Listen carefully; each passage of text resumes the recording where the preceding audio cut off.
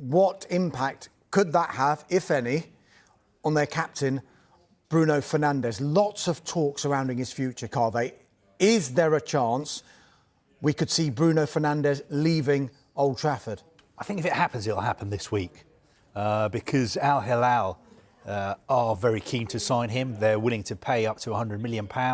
They're willing to make him one of the best paid players in the world. But they're playing in the Club World Cup, which starts in 2 weeks' time. They've got a big game against Real Madrid, I think on June the 18th. They want a new superstar signing. Is it going to be Bruno Fernandes? Is it going to be Victor Osimhen? Is it going to be, incredibly, Cristiano Ronaldo? They also need a new head coach. I think the new head coach could be Simone Inzaghi, who may leave Inter Milan after last night. He's going to have a meeting with Inter on Tuesday about his future. But getting back to Bruno Fernandes, if you're a Manchester United supporter, do you trust what your manager said in public? Because I think on Friday it'll probably be the last time we hear from Rúben Amorim for a while. He was very clear. He was asked some great questions about Bruno Fernandes' future, and he said, basically reading between the lines, I've spoken to Bruno, he's got this incredible offer, but he's told me he wants to stay. He's got a lot more to offer at this level, at his age. He knows the plans we've got for the club. He's going to stay. So if you trust your manager and what he's saying, Bruno Fernandes is staying. But what about this offer from Al-Hilal? What does Bruno Fernandes himself want? Is he tempted? Why was his agent in Riyadh on Thursday having talks with senior Al-Hilal executives? And what do Manchester United really think? We know their position is the player is not for sale. He's extended his contract. He's the captain. He's four-time player of the year at Manchester United. He's not going anywhere. But both of you two, if we were sitting in a pub having a drink, a non-alcoholic beer, you would both say to me, yeah, but Carve, every player has his price. Every player has his price. A club can say, oh, he's not for sale, he's not for sale. But they can look at it and say, this guy's going to be 31.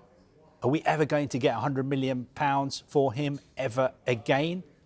I don't know. All I know is that United's position is he's not for sale. Rúben Amorim is saying he's not going anywhere. And I think the player loves United and he's not motivated by money. Mark, before you come in there, Carve alluded to Rúben Amorim talking about Bruno Fernandes in that post-season tour of Asia, where Carve broke it down there. We can actually hear exactly what Rúben Amorim said about Bruno Fernandes.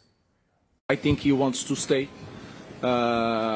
He's saying no to a lot of things, but it shows that he wants to win. And I think he's really young, he's really good. He needs to be on the best league in the world. Of course, I'm the manager, I'm the coach, but sometimes he's the decision manager. I'm the coach of the player. Of course, I talk with him, I explain things, and I just have that explain things, feelings. You have the feeling if he wants to stay. Of course, sometimes in a lot of games this season he was so frustrated, but he knows what we are doing. So the thing that I have every time I speak with him is that he wants to continue, for sure, in Manchester United, but you never know. For sure in Manchester United. Out of money that Al-Hilal are offering, supposedly, the club can turn that down, given the financial picture. Yes, we can find another way to win money. Yeah, interesting quotes there from the Manchester United head coach, Rúben Amorim. He says he wants Bruno Fernandes to stay. He believes Bruno Fernandes will stay, and you can see why he would want his captain to stay. Have a look at some of these stats that Bruno Fernandes is compared to the other players in the Premier League. Most chances created. In 57 games, he's created 158 chances for Manchester United in the Premier League. Yes, he has played more games than the others, but he is by far and away clear of the next man in line there, Mohamed Salah, who's got 107 from just 5 games fewer. But 158 chances created in 57 games. You can see why on the pitch, perhaps they can't afford to do without Bruno Fernandes, Mark. But could you argue off the pitch, they can't actually afford not to accept this bid if it was to come in? Well, I think this is the problem that Manchester United have, and we've heard Sir Jim Ratcliffe talk so openly and publicly over the course of the last few weeks, months, year or so about how desperately bad the finances are for Manchester United, hence why we've seen huge redundancies, hence why we've seen club legends lose their position at the club. They have been going through the organisation, the business, with a fine-tooth comb to go, right, we need to save as much money as possible and we need to turn this from a loss-making football club into a profitable one. So therefore, all of those noises would lead you to think, well, actually, they're actually looking at things off the pitch at the moment. They need to get financially their house in order before they start to invest in the team. And therefore, when you get this kind of money potentially on the table, should Al-Hilal move to get Bruno Fernandes, it might be hard for Manchester United to say, actually, no, we're going to stick with Bruno. He's a part of our footballing philosophy. On the pitch, we need him. That goes against the noises that have come out. I think the way that Manchester United play this with regards to a PR perspective is going to be key, because ultimately every player has his price, as Carve said. They'll want to be seen publicly. We don't want to sell any of our best players, particularly our captain. But actually, they might say, well, this is really good money.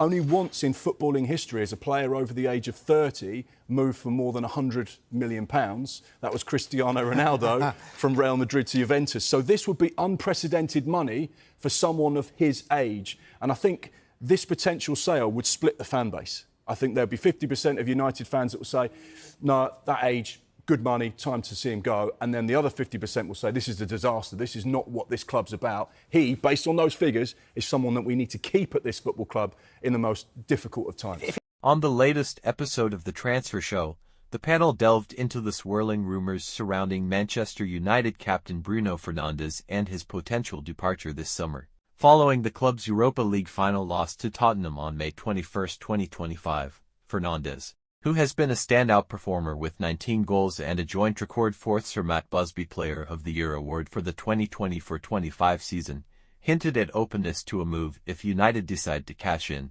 amid interest from Saudi Pro League side Al-Hilal. The Saudi club reportedly offered a staggering £700,000 a week deal and a £100 million transfer fee, which Fernandes is said to be seriously considering after his agent met with Al-Hilal on May 30. However, the panel highlighted United's dire financial situation exacerbated by missing Champions League qualification as a key factor that might force the club to sell, despite Fernandes' importance and his recent comments expressing happiness at Old Trafford. The panel was divided on Fernandes' likelihood of leaving, with some pointing to his deep connection to United. He's described himself as living his dream at the club, while others emphasized the allure of the Saudi offer. Siriusm Radio to debate the financial necessity for United to sell. Host Jamie Redknapp argued that Fernandes' frustration, often seen as a negative trait, shows how much he cares, aligning with manager Rúben Amorim's view that it reflects his hunger to win. On the other hand, pundit Joe Cole, who previously urged Fernandes to leave for a trophy-chasing team, believes the 30-year-old has run his race at United, especially after a 15th-place Premier League finish. With the summer transfer window open as of June 1, 2025, and United's squad overhaul underway, including the recent signings of two defenders and Matheus Cunha, the panel agreed that while Fernandes wants to stay, the club's financial constraints and the absence of European football might tip the scales toward a blockbuster exit.